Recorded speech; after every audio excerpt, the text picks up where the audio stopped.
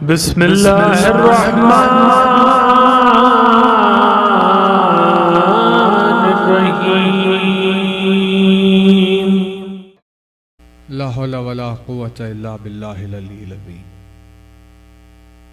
औज़ु बिल्लाहि मिनश शैतानिर रजीम। बिस्मिल्लाहिर्रहमानिर्रहीम। अल्हम्दुलिल्लाहिल्लज़ी क़सरत अन रुयतिही अब्सारुन नाज़िरीन व अजज़त अन नातिही अवहामुल वासिक़ीन। सल्ली अला मुहम्मदिन व आलिहि ताहिरीन व लानतुल्लाहि अला आदाइहिम व क़त्लतिहिम अजमईन मिनल आन इला क़ियाम यौमिद्दीन। अम्मा बाद फ़क़द क़ाल अल्लाह सुब्हानहु तबारक व तआला फ़ी किताबिहिल मुबीन व क़ौलिहिल हक़। बिस्मिल्लाहिर्रहमानिर्रहीम। अल्हम्दुलिल्लाहि रब्बिल आलमीन।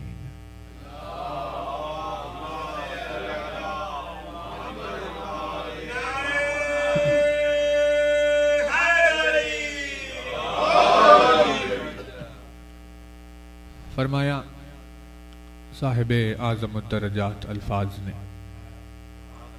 फरमाया मालिके मौजिज़ नुमा अंदाज ने, फरमाया मौलाए कायनात अमीरुल मोमिनीन हज़रत अली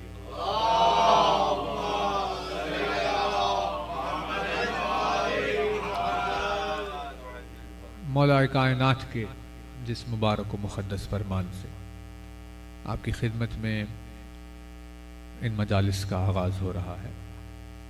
अपनी इस बेमिसल बेनज़ीर हदीस में मौलाए कायनात ने इंसान की ज़िंदगी में अक्ल का क्या मकाम है वो इरशाद फरमाया। अपने इस फरमान में मौला ने अपने चाहने वालों को ये बताया कि सवाने हयाते इंसानी में अक्ल क्या जगह रखती है। तवज्जुहात रहे। इरशाद फरमाते हैं अक्ल इंसान का जौहर है। मौला ने फरमाया कि अक्ल इंसान का जौहर है। जौहर किसे कहते हैं? यानी आम जबान में जौहर किसी कीमती पत्थर को कहा जाता है, किसी ऐसी कीमती शय कि जिससे किसी की कीमत लगाई जाए उसे जौहर कहा जाता है। मौला ने फरमाया इंसान का जौहर उसकी अक्ल है। यानी इंसान की खुदा के नजदीक कीमत उसकी अक्ल की वजह से है। बुलंदतरीन सलवात पढ़ने बारगाह।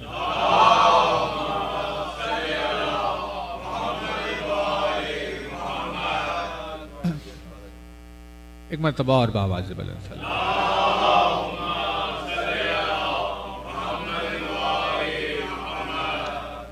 फरमाया कि अक्ल इंसान का जौहर है।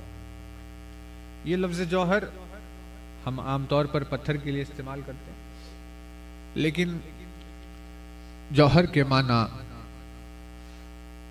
ये भी लिए जाते हैं कि जब आप किसी तलवार को सैखल करते हैं, अगर तलवार लोहे की हो तो लोहे का जो ओरिजिनल कलर है, असल कलर जो लोहे का होता है वो ग्रीन होता है। मिट्टी में, ज़मीन में, यहाँ वहाँ रहने से वो हमें ब्राउन या ऐसा कोई रंग का नज़र आएगा, लेकिन हकीकतन वजूद में अपने हरे रंग का होता है। जब उस लोहे की किसी तलवार को सैखल किया जाए और उसे तेज किया जाए तो उस तलवार को तेज करते करते करते एक वक्त आता है कि जहां वो पूरी तरह से तेज हो जाती है और अब उसे उससे ज्यादा तेज नहीं किया जा सकता। जब उस मंजिल पर पहुंचती है तो उसकी धार से एक हरे रंग की रोशनी निकलने लगती है। जैसे ही वो हरे रंग का नुमाया होना होता है, कहा जाता है कि सैखल को रोक दो, तलवार अपने जौहर को पहुंच गई है। यानी जितनी तेज हो सकती थी उतनी तेज हो गई, ये तलवार अपने कमाल को पहुंच गई। मतलब जौहर का लफ्ज कमाल से जुड़ा हुआ है, जिसका जो कमाल है वो उसका जौहर है। मौला ने इरशाद फरमाया अक्ल इंसान का जौहर, क्योंकि इंसान को इंसान अक्ल ने बनाया है। अगर अक्ल ना हो तो इंसान शरफ इंसानियत खो देता है। इंसान अपने अशरफ खल्क होने के पीछे जो रीजन रखता है कि अल्लाह ने कहा कि हमने तुम्हें अशरफ खल्क बनाया, पूरी मखलूक़ात, अशरफुल मखलूक़ात यानी जितने भी है उन सब में हमने तुम्हें अफजल बनाया। जबकि आप गौर करेंगे तो ऐसी बहुत सारी मखलूक है जिनके काम हमसे ज्यादा अच्छे हैं, तो फिर आखिर अशरफ खल्क इंसान कैसे हो गए? तो मौला ने इसे वाज़ह किया।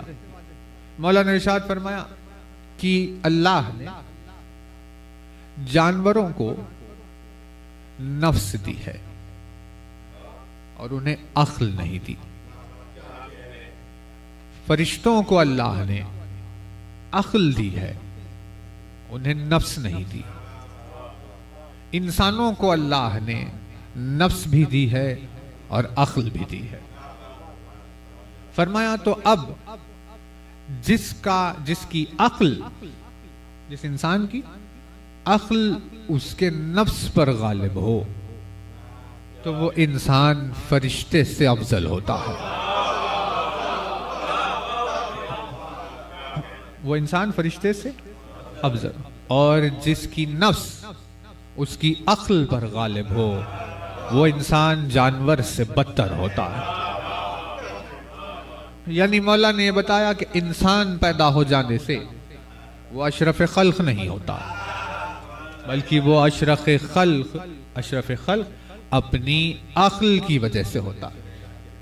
यानी जिसने अपनी अक्ल को खो दिया उसने अपने शरफ को खो दिया। अक्ल के खत्म हो जाने के बाद इंसान अशरफ खल्क नहीं है। परवरदिगार आलम ने जब इस्लाम भेजा, यानी ये दीन जो शुरू हुआ जनाब आदम से जो शुरू हुआ, तो अल्लाह ने अपना दीन सिर्फ और सिर्फ साहिबान अक्ल के लिए भेजा। तो अल्लाह ने दीवानों के लिए अपना दीन नहीं भेजा। दीवानों का दीन इलाही से कोई ताल्लुक ही नहीं है। एग्जाम्पल के तौर पे अगर आपको कोई रास्ते में चलता हुआ कोई पागल नजर आए, जिसे होश नहीं है अपना, जो पागल होते हैं और क्या पहना है, क्या ओढ़ा है, क्या खा रहे हैं, जिन्हें तमीज नहीं होती, ये सब चीजों की जो दीवाने होते हैं, अगर वो आपको मिल जाए तो आपने देखा कि ना उस पर नमाज वाजिब है, ना उस पर रोजा वाजिब है, ना उस पर हज वाजिब है, ना उससे कोई सवाल पूछा जाने वाला है, ना उसका कोई हिसाब व किताब का। परवरदिगार आखिर तेरे दीन की पाबंदियों से वो आजाद कैसे हो गया? आखिर क्यों कर तूने उसे नमाज और रोजे और हज और ज़कात का हुक्म क्यों नहीं दिया? तो आवाज ये आई कि मैंने अपनी नमाज पढ़ने का हुक्म सिर्फ साहिबाने अक्ल को दिया। जो अक्ल नहीं रखता मैंने उस पर अपना दीन आयद ही नहीं किया, क्योंकि अल्लाह को दीवाने और बेवकूफ लोगों के सजदों से मतलब नहीं है।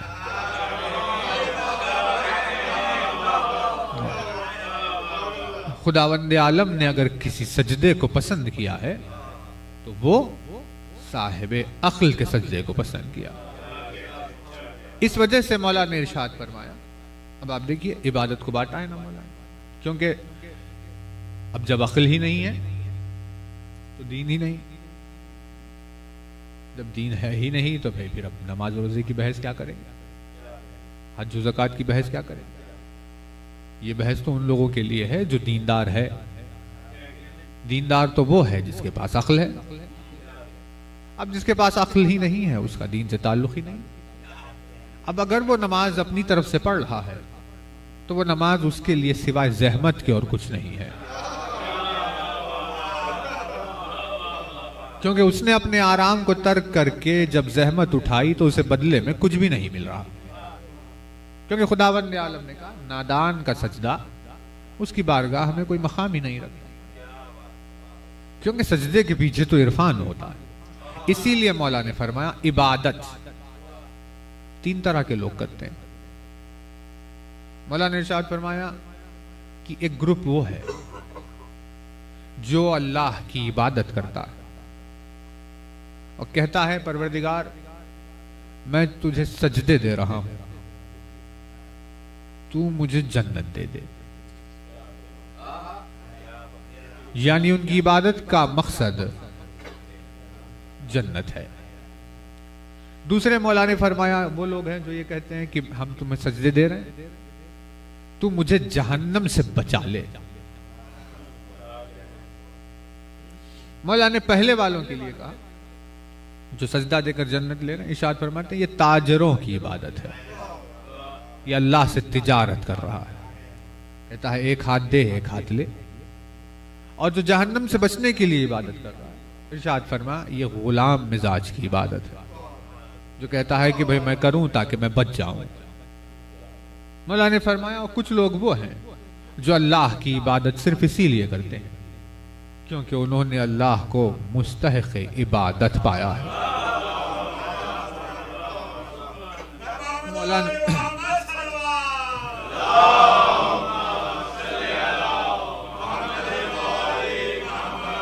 मौला ने खुद को इन लोगों में शुमार किया और फरमाया मेरे परवरदिगार ना मैं तेरी इबादत जन्नत की लालच में करता हूं, न तेरी इबादत में जहन्नम के खौफ से करता हूं। मैं तेरी इबादत करता हूं क्योंकि मैंने तुझे लायक इबादत पाया है। मैंने तुझे लायक, तब सवाल ये उठेगा कि लायक इबादत पाया कैसे? क्योंकि जब तक किसी के पास अक्ल नहीं होगी वो गौर नहीं करेगा। जब तक गौर नहीं करेगा उस वक्त तक लायक इबादत है या नहीं है पता नहीं चलेगा। तो इसीलिए जिसके पास अक्ल नहीं है उसका कोई दीन नहीं, बेअक्लों का कोई दीन ही नहीं है। जिसका भी दीन है वो साहिबान अक्ल का है। तो ना, यानी अक्ल कितनी इंपॉर्टेंट चीज हो गई कि अगर अक्ल मरी तो दीन खत्म। अक्ल अगर जिंदा है तो दीन जिंदा है, अगर अक्ल खत्म तो दीन खत्म। अक्ल के खत्म हो जाने के बाद दीन का कोई तस्वुर नहीं। रसूल अकरम ने दीन को अक्ल से जोड़ा, दीन को अक्ल से जोड़ा। दुनिया ये समझ रही है कि जो हम अपने चीजों को जाहिर करेंगे वो हमारा दीन है। दुनिया क्या समझ रही है? दुनिया समझ रही है जो हमारा जाहिर है वो हमारा दीन है। खुदावंद आलम ने कहा जो तुम्हारी अक्ल है वो तुम्हारा दीन है। इसीलिए रसूल अकरम ने फरमाया कि नमाज और रोजे की कसरत की वजह से तुम किसी को दीनदार ना समझो, बल्कि अगर तुम्हें उनके दीन का पता लगाना हो तो तुम उन्हें कोई अमानत सौंप कर देखो। इरशाद फरमाया कि इंसान का दीन उस वक्त शुरू होता है जब वो मुसल्ले से हटता है।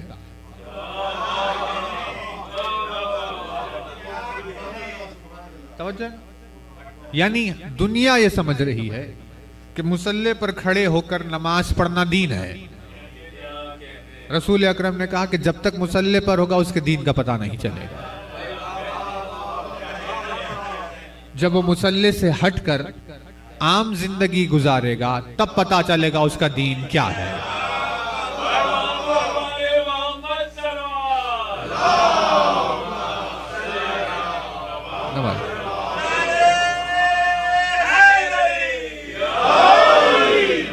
तब पता चलेगा कि उसका दीन क्या है। क्योंकि अगर आप मिंबर और मेहराब से दीन तोलने लगे तो आपको सब दीनदार दिखाई देंगे। क्योंकि अब हम अगर यहां मिंबर पर आपके सामने बैठे हुए हैं तो जाहिर है हम आपके सामने शरीफ बनेंगे। यहां बैठकर हम बुरे तो नहीं बनेंगे, बड़े अदब और एहतराम और इज्जत से आपके सामने भाई सब देख रहे हैं। रसूल अकरम ने कहा बस फिर मिंबर पर देखकर तुमने क्यों अंदाजा लगाया? कहा जब वो यहां से निकल कर जाए, अपनी आम जिंदगी गुजारे, उस वक्त पता चलता है उसका दीन क्या है।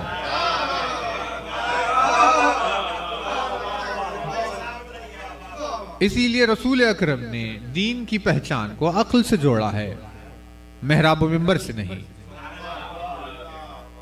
अब देखिए तवज्जो है, होता क्या है, क़यामत के दिन हिसाब हुआ।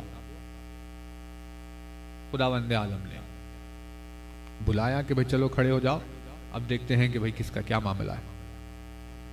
हिसाब शुरू हुआ। हमने देखा कि भाई हिसाब चल रहा है और दो लोगों का हिसाब चल रहा है, हमारा भी किसी और का भी। अब नमाज जो हुई थी, एक ही सफ, बाजू बाजू खड़े हुए, वो भी फजर पढ़ रहे थे, हम भी फजर पढ़ रहे थे। वो भी उसी मस्जिद में थे, हम भी उसी मस्जिद में। वो भी उसी सफ में थे, हम भी उसी सफ में थे। वो इधर थे, हम इधर थे। तो डिस्टर्बेंस है, एक सलवार पढ़ दे बारगाह इलाही।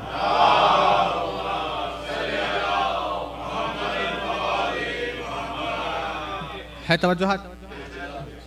यानी हुआ क्या कि भाई वही मस्जिद, वही नमाज, वही सफ, हम और वो बाजू बाजू खड़े हुए। दोनों ने एक साथ सजदा किया, दोनों ने एक साथ रुकू किया, दोनों हिसाब के लिए पहुंचे। खुदावंद आलम ने उसके सजदे की जजा अलग रखी, हमारे सजदे की जजा अलग रखी। सवाल ये उठेगा कि भाई जब एक ही नमाज थी, एक ही सफ थी, एक ही साथ सजदों की जजा में फर्क कैसे आया? का इन दोनों की जजा में फर्क इसीलिए आया जिसका जो पैमाने अक्ल था उसे उतनी ज्यादा जजा मिल रही थी। यानी एक आबिद की इबादत में और एक आरिफ की इबादत में जमीन आसमान का फर्क।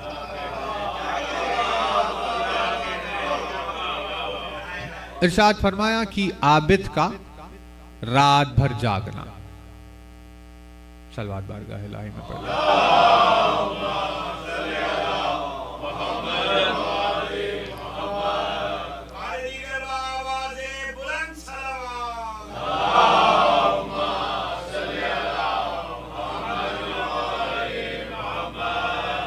बुलंदतरीन सलवात,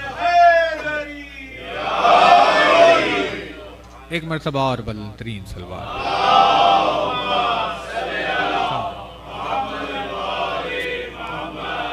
तो बात वाज़ेह हो रही है कि इबादत में वजन अक्ल पैदा करती है। जिसकी जितनी अक्ल होगी उसकी इबादत की उतनी ही जज़ा होगी। इरशाद फरमाया कि आबिद का रात भर जाग कर इबादत करना और आरिफ का सो जाना।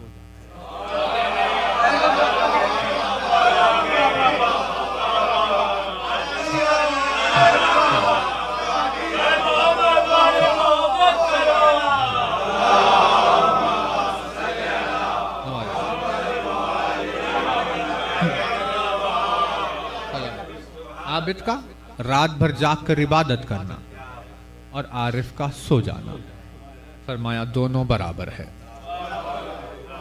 कितने मकामात ऐसे हैं जहाँ इरशाद फरमाया आरिफ का सोना आबिद के जाग कर इबादत करने से अफजल है। आरिफ का वजू करना आबिद की नमाज से अफजल है।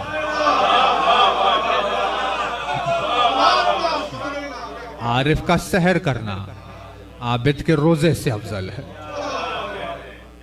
आरिफ का अपने घर में रहना आबिद के हज से अफजल है। तो आप अगर पूछे रसूल खुदा कि ये तो नाइंसाफी हो रही है रसूल अल्लाह, हम जाग रहे थे रात भर, वो तो सो रहा था, हमने जाग जाग कर इबादत की फिर भी वहां नहीं पहुंचे।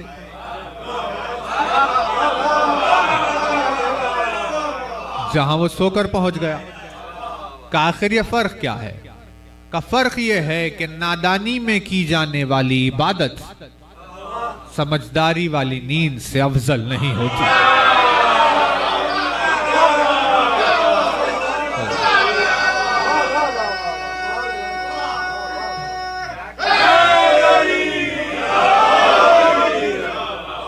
इसीलिए मौला ने फरमाया यकीन की कैफियत में सो जाना शक की नमाज से अफजल होता है।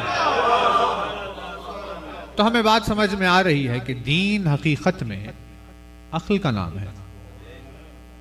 तवज्जो, दीन फेल का नाम नहीं है कि भाई खड़ा हुआ था, रुकू में गया, सजदे में गया, खुनूत में था, सहर की, इफ्तार किया, एहराम बांधा, तवाफ कर रहा है। ये दीन नहीं है। दीन अक्ल में है। जिसकी जितनी अक्ल उसका उतना दीन, जिसकी जैसी अक्ल उसका वैसा दीन। तो अगर हमें अपनी अक्ल, अपने दीन को अगर परवान चढ़ाना हो तो हमें अपनी अक्ल को परवान चढ़ाना हो। भाई देखिए, अल्लाह का रसूल है, तरफदारी करता है किसी की तरफदारी नहीं करता। जो हक है वो हक है, चाहे बेटी हो, चाहे भाई हो, चाहे गैर हो, जो भी। रसूल अकरम ने कहा भाई हम रिश्तों की निस्बतों से मरातिब ऊपर नीचे नहीं करेंगे। जिसका रुतबा है उसका रुतबा है, जिसका नहीं है उसका नहीं है। इसीलिए फरमाया कि भाई मैदान जंग में अली की तलवार की एक ज़रबत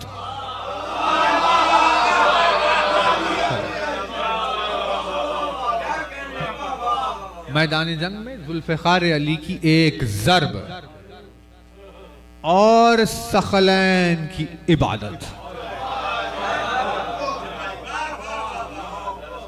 तो अब जमीन पे फिलहाल आप देखिए, यानी एक 9 बिलियन का पॉपुलेशन जो भी हो, फिर ठीक है पूरे मुसलमान नहीं है, लेकिन वो अपने अपने मजहब में सही कुछ तो इबादत करते हैं। ये जमीन चल रही है, फिर आदम से न जाने अब तक कितने आए, फिर यहाँ से महशर तक कितने आए, सोलार सिस्टम में और कहाँ कहाँ क्या क्या मखलूक है, फिर आप मिल्की वे में निकल जाएं। अब 92 बिलियन लाइट ईयर्स के ऑब्जर्वेबल यूनिवर्स में देखे जा रहे हैं कहाँ कहाँ क्या है। फिर इसके अलावा अंबिया मौजूद है, फरिश्ते मौजूद है, कर्रूबीन मौजूद है, पहला दूसरा तीसरा 4 5 6 7 आसमान मौजूद है। दना फतदल्ला खाब खौसना वदना लौह कलम, क्या इन सब की अजल से लेकर आखिर तक इबादत, और मैदान जंग में अली की एक ज़र।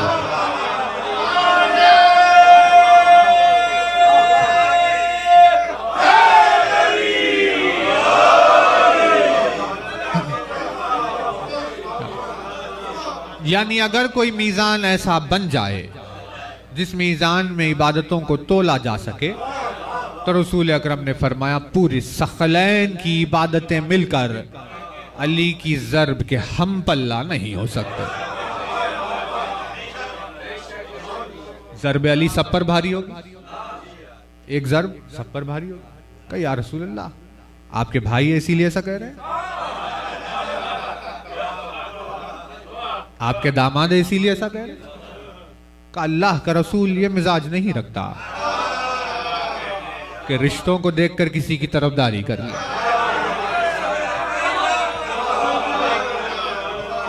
का फिर इसके पीछे वजह क्या है? का इसके पीछे वजह है कि अली का अखले कुल होना।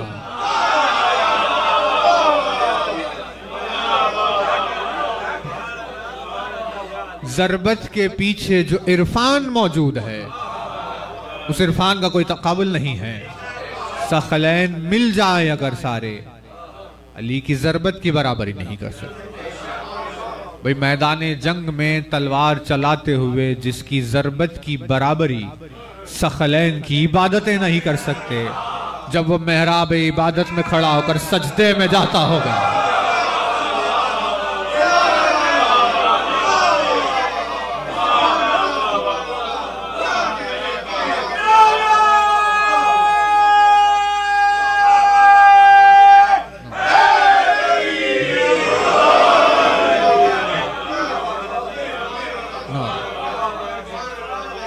मैदान जंग में जिसकी ज़र्ब के मुकाबले में सखलैन नहीं आ सकती, उसके सजदे को कोई क्या तोल सकता है। इसीलिए अली का सजदा जजा के बदले में नहीं होता, बल्कि सजदे अली से तौहीद साबित होती है।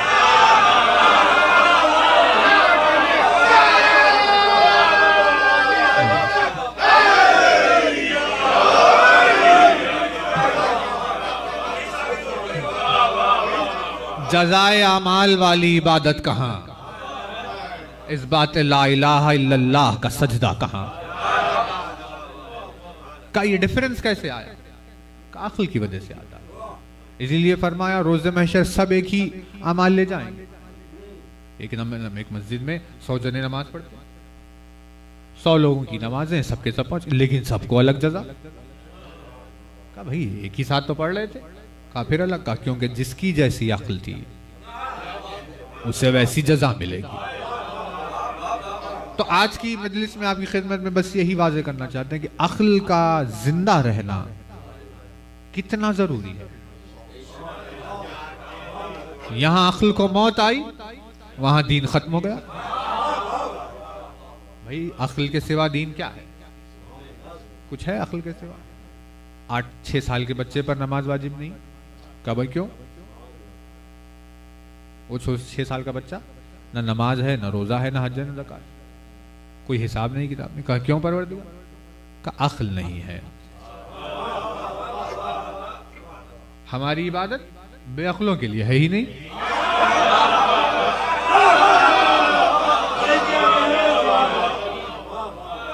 हमारी इबादत के लिए जरूरी है उसका साहिब अक्ल होना। जब अक्ल पुख्ता होगी तो फिर इबादत वाजिब हो जाएगी। इतनी ज्यादा, यानी हमारा वजूद इतना ज्यादा आया है कि अगर कोई साहिब अक्ल सजदा ना करे तो उससे पूछा जाएगा, वो अजाब का मुस्तहिक हो जाएगा। जब तेरे पास अक्ल थी तो तूने हमारे वजूद को कैसे नहीं पहचाना?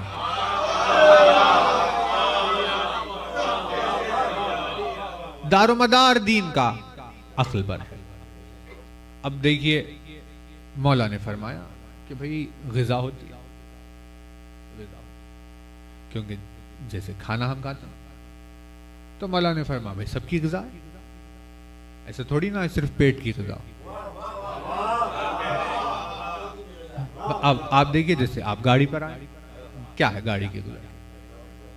तो पेट्रोल डालना होगा ना, पेट्रोल डालेंगे तो आएगी, उसकी ग़िज़ा है। फोन की ग़िज़ा क्या है? आपने चार्ज किया बैटरी को, वो उसकी ग़िज़ा। मतलब बात वाज़ेह हो रही है। हाँ भाई सबकी अपनी ग़िज़ा होती है। फोन की ग़िज़ा अपनी है, गाड़ी की अपनी है, हमारे पेट के लिए अपनी ग़िज़ा।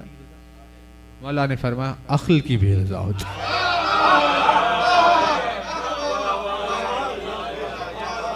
पेट्रोल के बगैर गाड़ी नहीं चलेगी, चार्जिंग के बगैर फोन नहीं चलेगा, और खाने रोटी और चावल के बगैर जैसे तुम मर जाओगे, वैसे ही अगर अक्ल को उसकी ग़िज़ा न मिले तो अक्ल मर जाती है।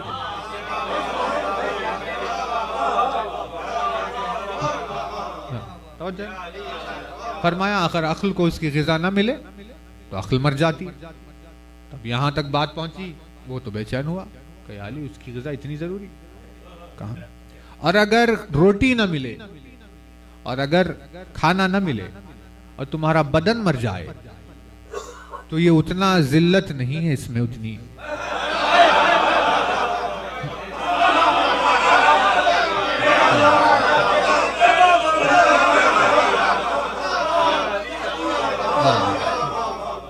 उतनी जिल्लत नहीं है जितनी जिल्लत अक्ल के मर जाने में। भाई बेअक्ली से जीने वाला एक दिन अक्ल के साथ मर जाने वाले 1000 जानों से उस मर जाना बेहतर होता है ना। आखिरी सांस तक वक़ार से जिए, आखिरी सांस तक वक़ार से मरे। ये अफजल हुआ, ये मौत अफजल हुई या वो नादानी वाली जिंदगी। तो मौला ने फरमाया अक्ल की ग़िज़ा होती, तुम्हें चाहिए तुम उसकी ग़िज़ा पहुंचाओ। उसने पूछा मौला यहां तक पहुंचाया, ये बताइए अक्ल की ग़िज़ा क्या है?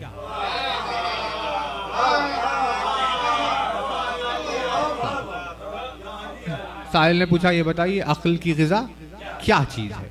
मौला ने फरमाया अक्ल की ग़िज़ा इल्म है।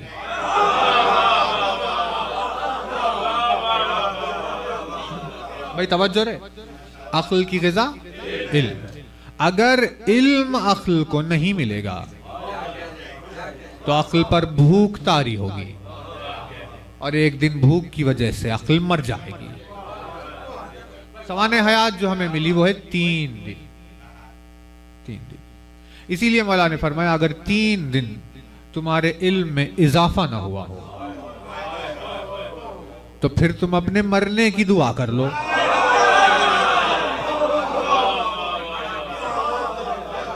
क्योंकि अक्ल के बगैर जीने से बेहतर तो अक्लमंदी की हालत में मर जाना है।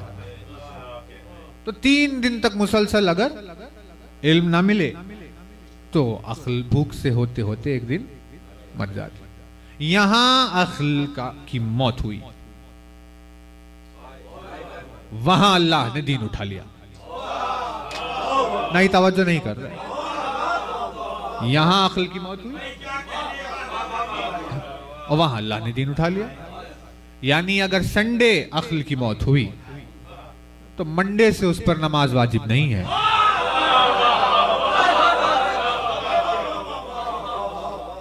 बात क्लियर हो रही है?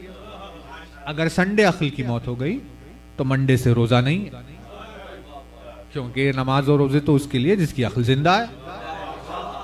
अब जब अक्ल ही मर गई तो दीन उठा लिया गया। संडे अक्ल मर गई, मंडे से वो दीनदार ही नहीं है। अब चाहे जाकर काबे के साए में सो क्यों ना गया हो।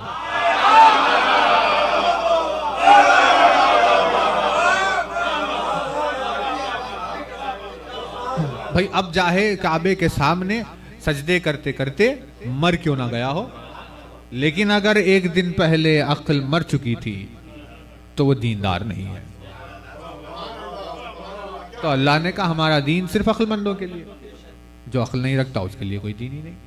अब मौला ने फरमाया ग़िज़ा पहुंचा, उसे इल्म चाहिए वरना वो मर जाएगी। अब सवाल ये उठेगा कि भाई ये इल्म क्या है? ये इल्म है क्या चीज और ये हमें कहां मिलता है? किस बाजार में जाएं, आखिर कौन सी दुकान से खरीद लें, आखिर इल्म मिलता कहां है? तो रसूल अकरम ने इल्म के मिलने का पता बताया।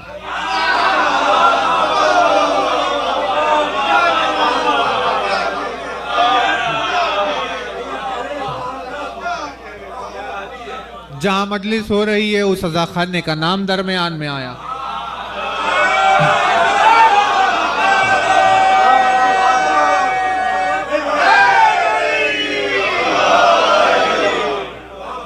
जहां रसूल अकरम ने फरमाया अना मदीनतुल इल्म व अलीयुन बाबहा, मैं शहरे इल्म हूं, अली उसका दरवाजा है। बहुत तवज्जो रहे, ये बहुत बेसिक बात है, लेकिन दुनिया तो दीवानी है। आप बताइए दीवानी दुनिया में किससे बात करें? है बात ही बहुत बेसिक, लेकिन आप देखिए दुनिया का रंग कहां चला गया। मैं शहरे इल्म हूं, अली उसका दरवाजा। जिसे इल्म चाहिए वो अली के पास जाए।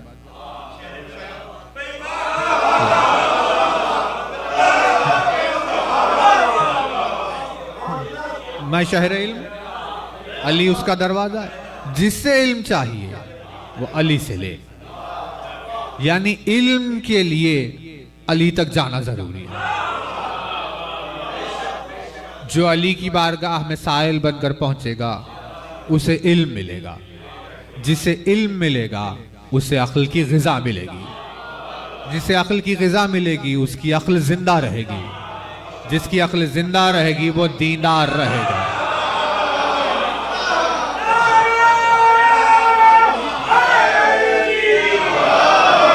यानी हमें बात समझ में आई कि जो अली के करीब नहीं है उसका दीन इलाही से कोई ताल्लुक नहीं।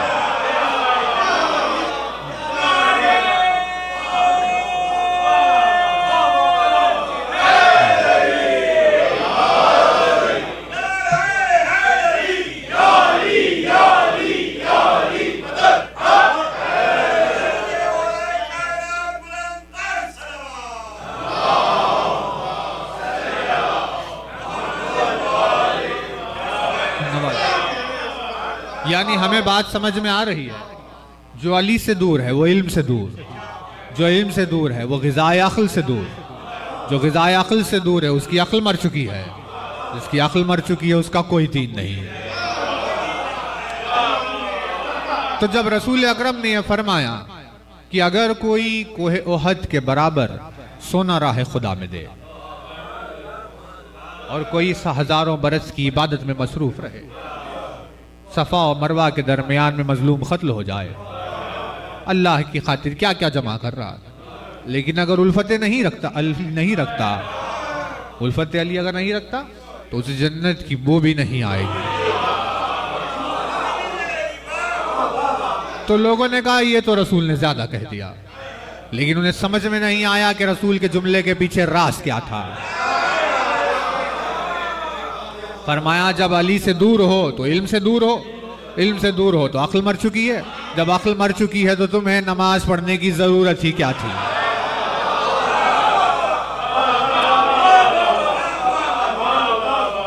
अब तुम चाहे मुसल्ले पर रहो या चाहे तुम बाजार में रहो, अल्लाह के नजदीक दोनों गुनाह है, क्योंकि तुम्हारे पास अक्ल नहीं है। बात वाज़ेह हो रही है। यानी अक्ल की जिंदगी के लिए इल्म जरूरी है। जब रसूल ने यह कहा कि मैं शहर इल्म हूं और अली उसका दरवाजा है, इसमें सिर्फ यानी अली की तारीफ नहीं की, इसमें इल्म का डेफिनेशन भी रसूल ने दिया। भाई क्या है इल्म? हमें एक वर्कबुक मिली, हमने वर्कबुक खोली, पढ़ना शुरू कर दिया। हमें वो किताब मिली, हमने पढ़ना शुरू कर दिया। ये किताब वो किताब, इतनी सारी किताबें पढ़ ली, है इल्म है? क्या है इल्म? किस चीज को पढ़ने से आइडेंटिफाई किया जाएगा कि भाई इल्म था या नहीं था? फरमाया मैं शहर इल्म, अली उसका दरवाजा। कोई भी बात जो तुम पढ़ रहे हो, अगर उसकी असल अली का सीना है,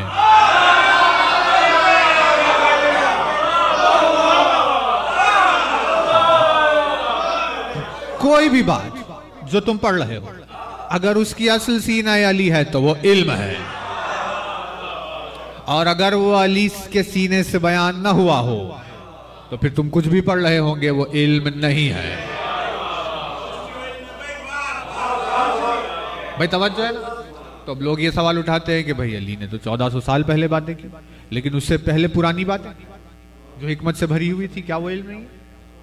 कहा वो इल्म इसीलिए है क्योंकि 1400 साल पहले अली का जाहिर था।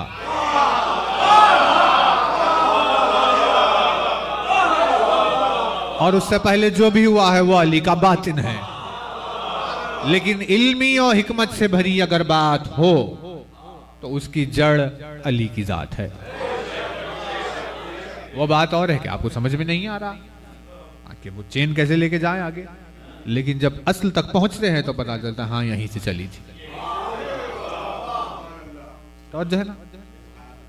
तो ये वजूद है, इसीलिए फरमाया देखो अक्ल जिंदा रहे तो तुम्हारा शरफ, यानी अगर अली से दूर हो गए तो इल्म रुका, अक्ल मर गई, इंसान का शरफ खत्म हो गया। यानी जो मुहिब अली नहीं है वो अपने आप को अशरफ खल्क नहीं कह सकता।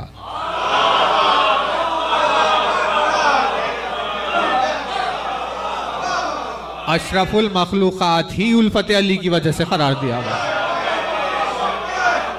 भाई जिंदा रखो अपनी अक्ल को और तुम अशरफ बन जाओ। अक्ल मर गई, तुम्हारा शरफ खत्म हो गया। जिंदगी अक्ल के लिए इल्म जरूरी, इल्म के लिए दामन अली जरूरी। भाई बहुत तवज्जो रहे, हम नौजवान भाइयों की खिदमत में बार बार इस बात को जहां जाए दोहराएंगे, 50 मरतबा शायद आपके सामने दोहराएं। इल्म दीन अक्ल से है, अक्ल के अलावा दीन नहीं है कुछ। अक्ल का मुहाफिज दीन का मुहाफिज है। जो अपनी अक्ल की हिफाजत कर रहा है वो अपने दीन की हिफाजत कर रहा है।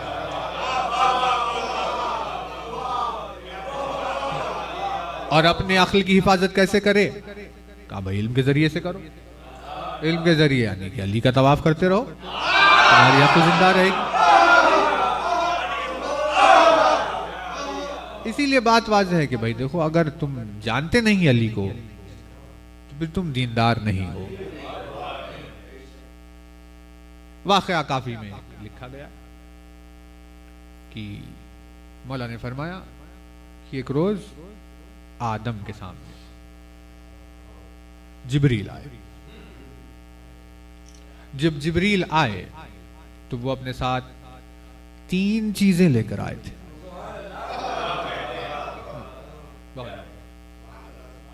लेकर आए थे आदम के सामने, तीनों को आदम के सामने पेश किया।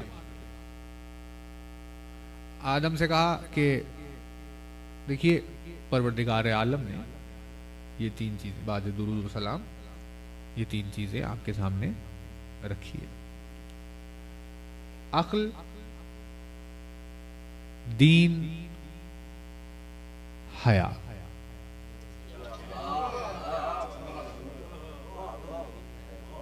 अक्ल सामने रखी, दीन सामने रखा, हया सामने।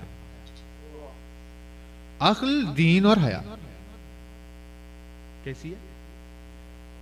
कितनी अहम चीजें, अक्ल, दीन और हया। जिब्रील ने रखा, फरमाया कि खुदावंद आलम का ये इरशाद है कि तीनों आपके सामने रखूं और इन तीनों में से आप किसी एक को चुनिए। तीनों को चुनना नहीं है, एक को चुनिए। तो आदम ने देखा अच्छा ये 3 सामने, अक्ल है, दीन है, सब है। आदम ने कहा ठीक है जिब्रील, मैं अक्ल को चुनता हूं।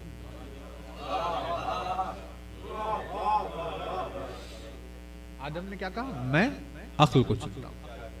उन्होंने अक्ल को चुन लिया। जिब्रील ने कहा बहुत खूब, चलिए अब हम वापस जाते हैं। अब जिब्रील चले आसमान की जाने। वापस जब जा रहे थे उन्होंने देखा कि दीन और हया आदम के पास रुक गए।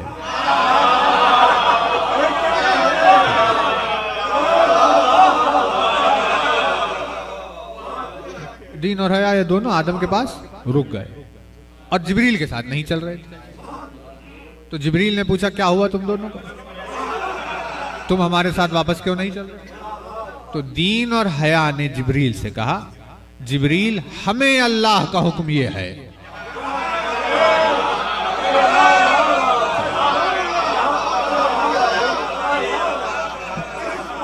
हमें अल्लाह का हुक्म यह है कि हम वहीं रहे जहां अक्ल रहती है। यानी हमें पता चला कि जहां अक्ल नहीं है वहां दीन भी नहीं, जहां अक्ल नहीं है वहां हया भी नहीं। अब ये फैसला तो हुआ, आप देखिए काफी में इतना ही है वाकया। क्या क़यामत का फैसला? आदम इतनी समझदारी वाला फैसला, ऐसा फैसला किया कि तीनों चीजें मिल गई। कहने को कहा जा रहा है एक, लेकिन फैसला ऐसा था कि तीनों मिल गई। तो यानी ज़हानत की आदम की तारीफ करनी पड़ेगी कि भाई इतना अच्छा फैसला तो हमने कभी देखा नहीं। लेकिन सवाल यह उठा कि आखिर इतना अच्छा फैसला तुमने किया कैसे?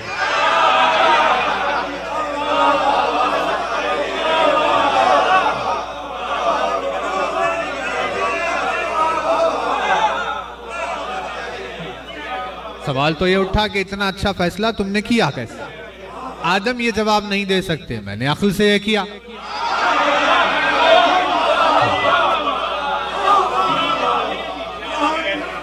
क्योंकि अक्ल को तो अभी चुनना है, फैसले अक्ल वाले तो बाद में आएंगे, लेकिन अभी अक्ल आई नहीं। इतना अच्छा फैसला, आखिर इतना अच्छा फैसला तुमने किया कैसे? तो जो ये बात रुक गई थी काफी में, आपको ये मिलेगी मजालिस सदौख में, जहां उन्होंने इस वाक़े के को आगे बढ़ाया और कहा जब आदम के सामने ये सारी चीजें आ गई थी और उनसे कहा था कि भाई अक्ल और दीन और हया में से किसी एक को चुनो, तो आदम को समझ में नहीं आ रहा कि कैसे चुने। लिहाजा एक मदद करने वाले ने मदद की,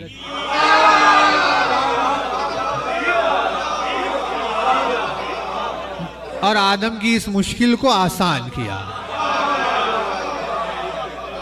जिसमें शेख सदौख ने लिखा कि जब ये सवाल आया तो अली आदम के सिराने पहुंचे और आदम से कहा, आदम अक्ल को चुन।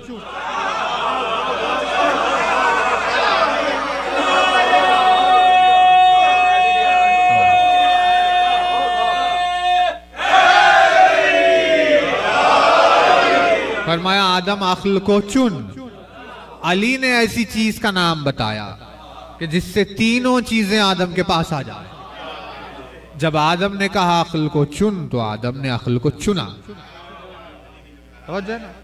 जो मौला ने फरमाया अक्ल को चुन, आदम ने अक्ल को चुना। अब अक्ल को चुन लिया। अजीब आदमियत है कि भाई जिसने कहा है अक्ल को चुन, उस चुनी हुई अक्ल से उसी को पहचानने निकले जिसने कहा अक्ल को चुन।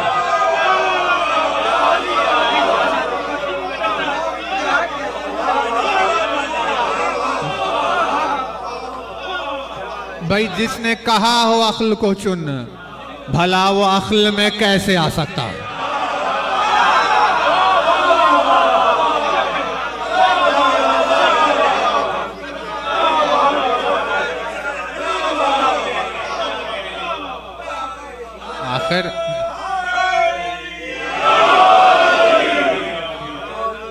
आखिर वो अक्ल में कैसे आ सकता है? जो आपको ये हुक्म दे रहा हो कि अक्ल को चुन लो, उसके हुक्म की वजह से चुनी जाने वाली अक्ल खुद उसका फैसला करेगी है क्या?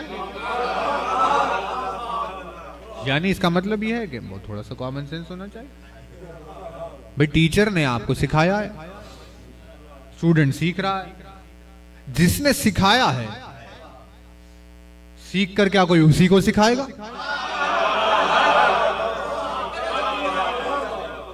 भाई उसने सिखाया है कि ये सब्जेक्ट ऐसा है, तुम सीखने वाले हो, लेकिन इंसान की कमजोरी, सीख कर फिर उस्ताद के आगे बातें करने लगता है। ठीक है, इंसानों में ऐसे हो जाए कि भाई ऐसे इंसान में होता है कि कभी शागिर्द उस्ताद से आगे निकल, ये हो गया है, लेकिन वो कि जिससे जिब्रील सीख कर आ रहा हो,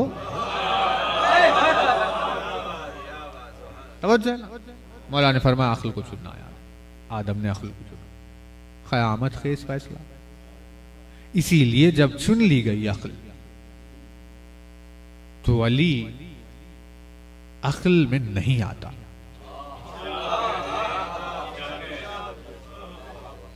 उसके कहने पर चुनी गई, ये चुनी हुई चीज में वो नहीं आ सकता। इंसान को इतना समझना चाहिए कि वो अक्ल में नहीं आता। इस बात को समझने के लिए अपनी अक्ल का इस्तेमाल करना चाहिए।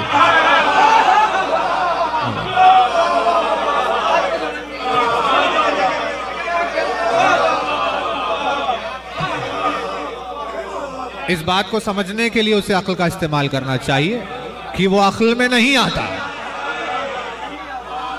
लेकिन ये अक्ल इस्तेमाल किए जा रहे हैं और सोच रहे हैं कि वो अक्ल में हमारी क्यों नहीं आ रहा।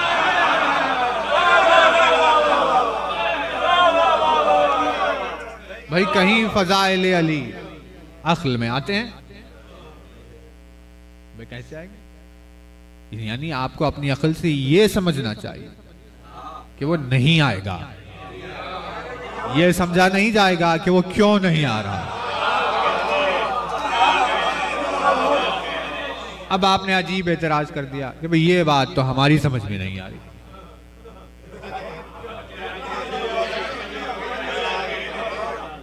तो एक बात बताइए, कोई चीज अगर हमारी समझ में ना आए तो क्या ये उसके गलत होने की दलील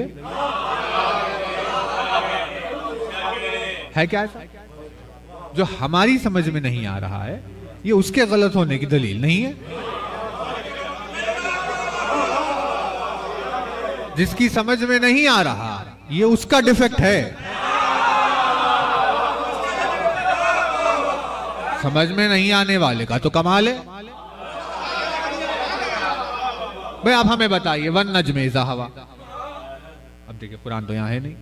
वन नज्म इज़ा हवा, कसम है सितारे की जब वो नीचे आए। कुरान ने एक वाकया कोट किया जब सितारा जमीन पर उतरा। आप साइज देखिए, अर्थ कहां, सितारा कहां। इतनी छोटी अर्थ, इतने बड़े सितारे। सूरज ही इतना बड़ा, सूरज से कई गुना बड़े सितारे, और जमीन इतनी सी है ना। तो कुरान ने कहा उतरा, बहस खत्म हो गई, उतरा। अब ये समझ में कैसे आएगा कि इतना बड़ा सितारा इतनी छोटी जगह उतरा कैसे?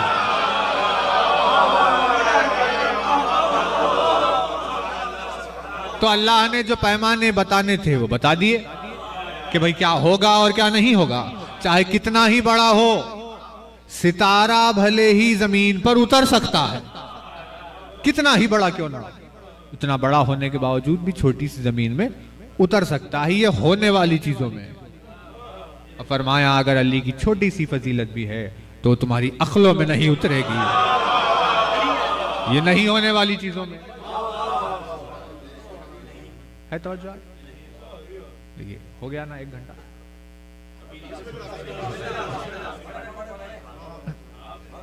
एक आयत सुना देंगे हम इंशाल्लाह, फिर आगे बात बढ़ाएं।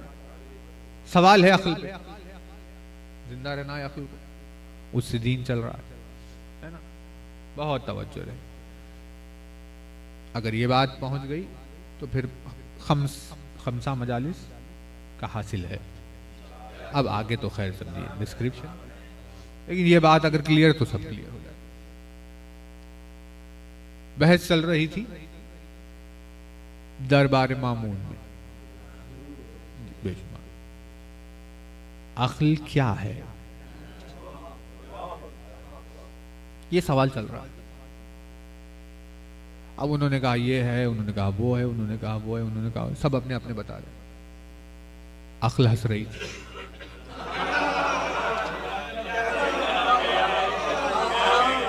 अक्ल ने कहा अजीब दिन आ गए, अब भला बेअक्ल कहीं तारीफ अक्ल कर सकते?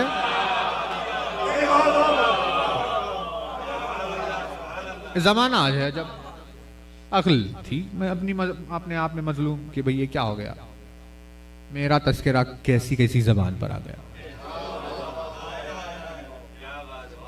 अब वो चलने लगी, लेकिन जवाब से कोई मुतमईन नहीं हो रहा था। क्या करे? तो कहा फर्जंद रसूल से सवाल किया जाए। फर्जंद रसूल से सवाल की बात आई, अक्ल के चेहरे पे मुस्कुराहट।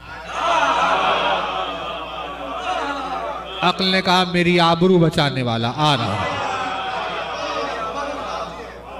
मेरी इज्जत रखने वाला आ रहा है।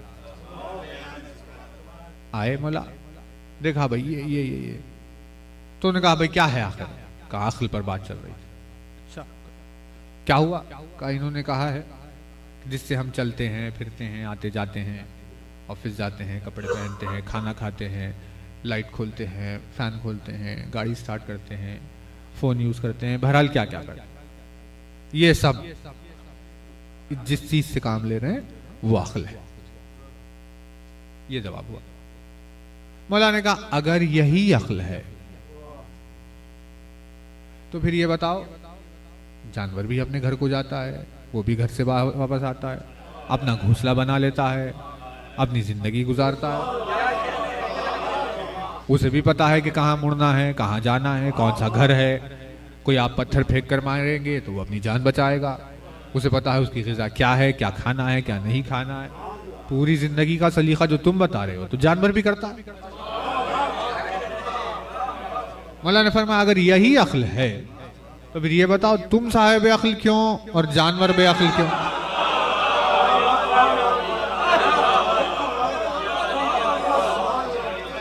भाई आप माइग्रेशन देखिए, परिंदों का माइग्रेशन आप देखिए, जो आते जाते हैं वो भाई यहां से कई हजार किलोमीटर जाएंगे। सर्दियां होंगी, गर्मियां होंगी, मौसम के हिसाब से इधर। भाई आपको बता कौन रहा है रास्ता? घोंसले से निकले सुबह में, रोजी तलाश कर रहे थे, गुरूब के बाद फिर अपने घोंसले में आ गए। अरे भटक नहीं गए आप? यहां से वहां परिंदे उड़ के वहां से आ रहे हैं। गिलहरी को पता है हमारा घर किधर है। जानवर जो आप पाल रहे हैं वो अपनी अपनी जगह है। खरगोश अपने मकाम पे पहुंच रहा है, शेर अपनी गुफा में जा रहा है। सब चल रहा है निजाम बराबर, सब अपने काम कर रहे हैं। तो मौला ने फरमाया ये भी तो कर रहे हैं, ये भी साहिब अक्ल हुए, सिर्फ तुम क्यों हुए? सवाल से सब हुए लाजवाब। अरे भाई ये क्या है? सवाल से सब ये क्या है? अब इसका क्या जवाब? किसी के पास कोई जवाब नहीं। तूने कहा आप बताइए अक्ल क्या है? तवज्जो। तो इमाम गरीब ने कहा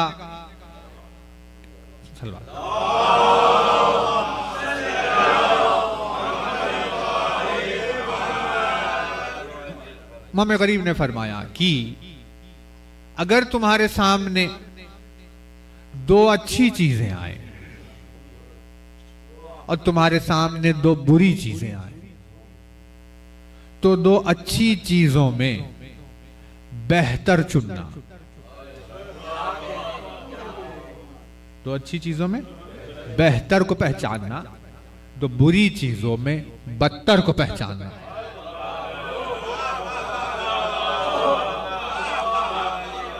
मौला ने फरमाया दो अच्छी चीजों में बेहतर को पहचानना, दो बुरी चीजों में बदतर को पहचानना, ये अक्ल है। मौला ने फरमाया ये अक्ल है। जवाब सुना, दरबार में खामोशी थी। आगे भाई वाक़ई अगर हमारे सामने दो अच्छी चीजें आ जाएं तब होता है परेशानी का मामला कि अब चुने किसे। मौला ने फरमाया इनमें जो बेहतर को पहचान ले वो अक्ल है, और जो बुरी चीजों में बदतर को पहचान ले वो अक्ल है। एक जवाब दिया, दरबार में खामोशी छा गई। सब लाजवाब हुए। मुखालिफ था, तायीद करने लगा कि आपने सही फरमाया। मौला वापस चले। साथ में एक चाहने वाला भी तो था। दरबार में तो गया, उसने माहौल देखा, बाहर निकला। अब बाहर आ गए, अब है तो चाहने वाला ही। खुशी हो रही है बेइंतहा। उसने कहा मौला क्या कहने, आपके जवाब से सब लाजवाब हो गए। क्या तारीफ अक्ल बयान की है कि कोई कुछ कह नहीं सका। सुभान अल्लाह, तारीफ पे तारीफ किया जा रहा है। तवज्जो नहीं, तवज्जो नहीं। उसे भले ही जवाब समझ में आया हो या ना हो, लेकिन तारीफ से बता रहा है मैं आपकी तरफ हूं।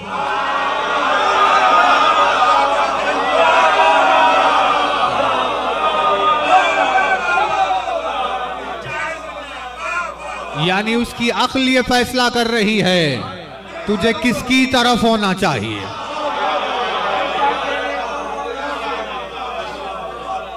इससे हमें बात समझ में आ रही है कि जो जिसका जिक्र करता है या जो जिसके जिक्र पर राजी होता है वो उसकी तरफ होता है।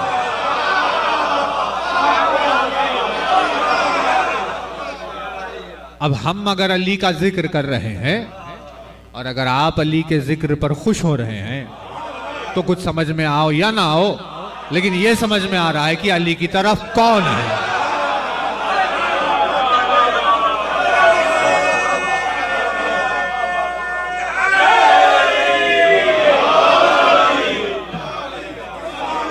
और इसी पर फैसला होने वाला। फैसला इसी पर होने वाला है कि भाई तरफ कौन है, उससे और क्या हटकर फैसला होगा बताइए? कोई फैसला होगा? खुदावंदे आलम को कोई अपनी इबादत से इंप्रेस करेगा? कोई अपने इल्म से इंप्रेस करेगा? अल्लाह को आप किस चीज से इंप्रेस कर सकते हैं सिवाय इसके कि तेरी तरफ है ना? तो उसने तारीफ की, तरफदारी, खुश हो रहा था। मौला ने उसे देखा, फरमाया तू ये समझ रहा है कि दरबार में जो हमने जवाब दिया, अक्ल की जो हमने दरबार में तारीफ की, तेरे लिए भी अक्ल के वही माना है?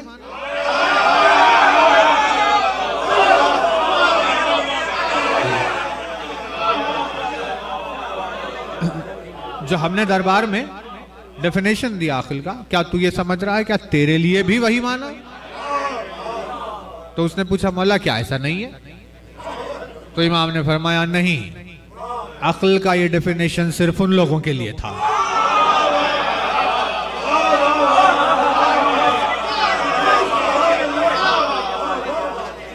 अक्ल की ये तारीफ सिर्फ उन लोगों के लिए थी, तेरे लिए अक्ल के माना कुछ और है।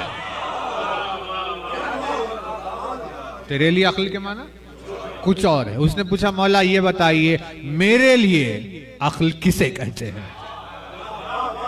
भाई तवज्जो रहे, हासिले उन्वान है ये, बस एक जवाब।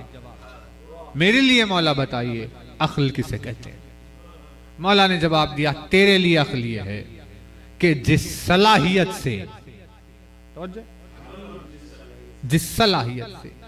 तेरी अक्ल वही है, यानी तेरे लिए अक्ल का जवाब यह है कि अक्ल उसे कहते हैं, उस सलाहियत को कहते हैं जिस सलाहियत के जरिए से कोई अपने हादी को पहचाने।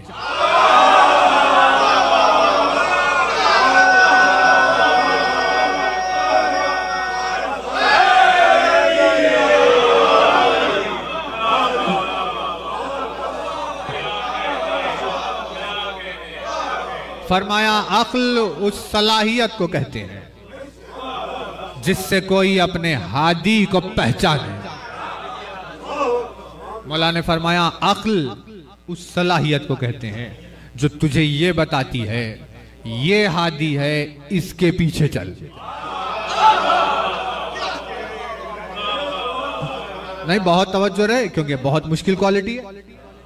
आपको मिल जाएंगे ऐसे लोग 60 साल 70 साल 80 साल, अब तक पता नहीं चला किसके पीछे चलना है।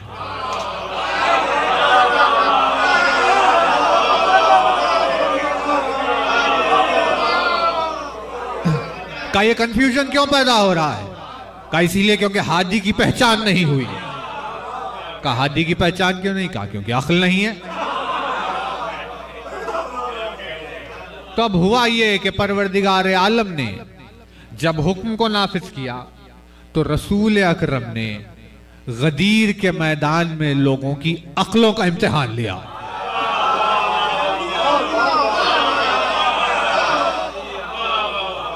रसूल अकरम ने उनकी अक्लों का इम्तिहान लिया जब उनके सामने हादी को पेश किया और फरमाया ये तुम्हारा हादी है। अब जो इसे पहचान रहा है वही साहिब अक्ल है, सिर्फ वही साहिब अक्ल है। इसीलिए गदीर में जिन्होंने अली को पहचाना वो साहिबान अक्ल अफराद है।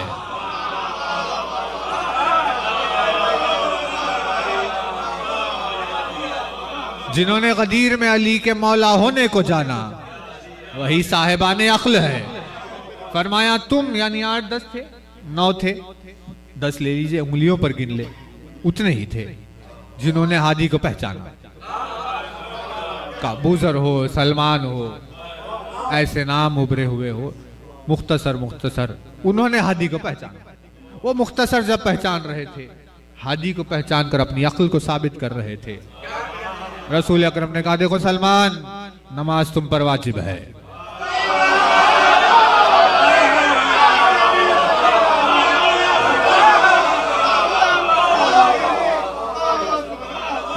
अबू जर तुम पे रोजे वाजिब है। का उन मुख्तसर से ये सब तुम पर वाजिब है, इन्हें निभाओ। तुम साहिबान अक्लो तुम पर दीन खुदा आयद हो गया है।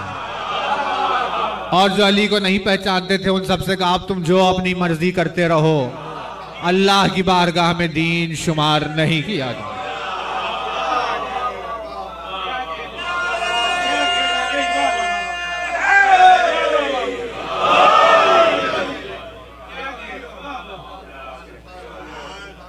तो बात वाज़ेह हो रही है, दीन अक्ल से है।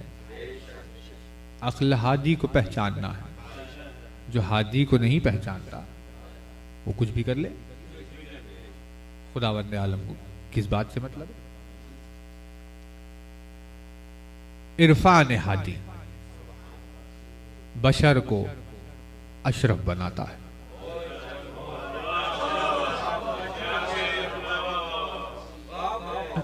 उस इरफान की वजह से वो फरिश्तों से अफजल है। आज की बात नहीं, ये तो शुरू से चल रहा है कि हादी को पहचानने ना पाए।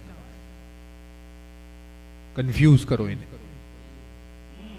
हादी को ना पहचाने, क्योंकि अगर हादी को पहचान लेंगे तो अक्ल वाले हो जाएंगे।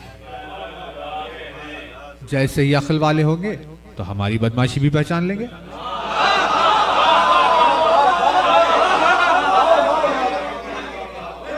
तो अगर हमें पर्दे में रहना है तो हादी पर पर्दा डालो।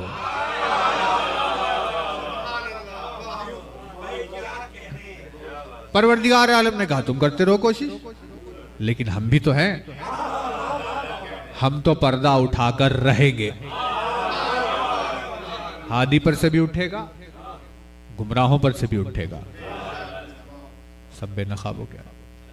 बहरहाल इस जज्बा ईमानी को परवरदिगार आलम सलामत रखे। अक्ल पर इंशाअल्लाह आपकी खिदमत में बात होती रहेगी। बहुत ही कीमती जौहर का नाम है, इंसान के सबसे अजीम खजाने का नाम अक्ल। हुसैन ने करबला के मैदान में अक्ल से यही सवाल किया। इसमें इस सवाल में बताइए आप मुश्किल क्या थी? ये सवाल एक 2 बरस 3 बरस के बच्चे को समझ में आता था। हुसैन ने पूछा क्या मैंने दीन में कोई तब्दीली की? क्या मैंने तुम्हारा कोई हक ले लिया? क्या मैं उसका नवासा नहीं हूं जिसका तुम कलमा पढ़ते हो? फिर मुझे तुम क्यों कत्ल कर रहे हो? यानी हुसैन का यह सवाल तारीख इंसानियत में सबसे आसान सवाल था, लेकिन उन्हें समझ में नहीं आ रहा क्योंकि उनके पास अक्ल नहीं थी। बेअक्ल होना यजीदियत की सिफत है। हम अक्ल से दूरी को बर्दाश्त नहीं कर सकते। सवाल पूछते रहे, कैसे कैसे गुर्बत से भरे हुए सवाल।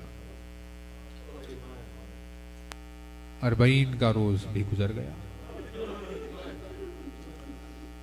अब ये विदाए अय्याम अज़ा चल रहे हैं, लेकिन इस विदा से पहले अभी 2 दिन मातम के है। एक हुसैन की बहन के मातम का रोज, एक हुसैन के भाई और नाना के मातम का रोज। ये 5 मजलिसे मसाइबे ज़ैनब के अय्याम है। आप बताइए किस रुख से मसाइब शुरू करें? यानी हसरत से तड़पते हुए करबला पहुंची जो बहन कि मैं अपने भाई पर चैन से रो नहीं पाई थी, और मातम हुसैन की खातिर इस तड़प से जो ज़मीन करबला पहुंचे, आखिर वो कैसे सरजमीन करबला छोड़कर मदीना जा सकती है? यानी ज़ैनब के लिए करबला की तरफ आना भी एक मुसीबत था और करबला से वापस जाना भी एक मुसीबत है। आने में भी मसाइब है और वापस पलटकर जाने में भी मसाइब। जब कारवान सैयदुश्शुहदा मदीने से चल रहा था तो शहजादी ज़ैनब कारवान में शामिल थी। अभी औन मोहम्मद हुसैन के साथ नहीं आए थे, अब्दुल्लाह के साथ मदीने में रहा करते थे। जब कारवान आगे बढ़ गया तो अब्दुल्लाह ने इरादा किया कि औन मोहम्मद को ले जाकर हुसैन के साथ छोड़ दूं। इस नीयत से दोनों बच्चों को लेकर चले। जब कारवान तक पहुंचे, ज़ैनब तक सिर्फ खबर आई कि अब्दुल्लाह आए हैं। बस इतना सुनना था कि अब्दुल्लाह आए हैं। महमिल से चेहरा बाहर निकाल कर कहा, कुछ कहने से पहले अपनी तरफ से, अब्दुल्लाह अगर आप मुझे लेने आए हैं तो आप शौहर है, ये आपका इख्तियार है, लेकिन इतना जान ले अब्दुल्लाह, अगर मुझे यहां से लेकर चलेंगे तो फिर ज़ैनब जिंदा नहीं रह पाएगी, क्योंकि ज़ैनब हुसैन को छोड़कर जिंदा नहीं रह सकती। ये कहकर करबला में हुसैन के साथ ज़ैनब की आमद हुई।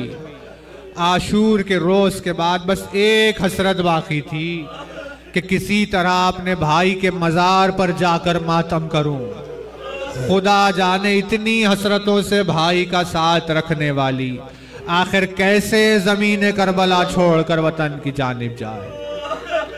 आगाज़े मसाइब ज़ैनब होने लगे। एक एक कदम ज़ैनब करबला से मदीने की तरफ वैसे उठा रही थी जैसे कि कदम सज्जाद करबला से शाम की तरफ उठा। जितनी मुश्किलों से सज्जाद का एक कदम शाम की जानिब उठ रहा था, उतने ही मसाइब से एक एक कदम मदीने की तरफ उठ रहा था। मेरे भैया, तेरी सरजमीन को छोड़कर बहन जा रही है। कोई साया मौजूद नहीं है, यहाँ पर कोई जायर मौजूद नहीं है। तूने आवाज बुलंद की, हल मिन नासिरी अंसुरना। करबला के मैदान के आते आते तू ये देखेगा कि हजारों की तादाद में लोग यहाँ जमा हो जाएं। इस बहन के टूटे हुए दिल के मरहम का सामान होगा जब जायरीन करबला आएंगे, तेरे अरबईन में शरीक हो जाएंगे। फिलहाल ज़ैनब मदीने की तरफ पलट रही है। हुसैन की गुर्बतों को हजारों सलाम।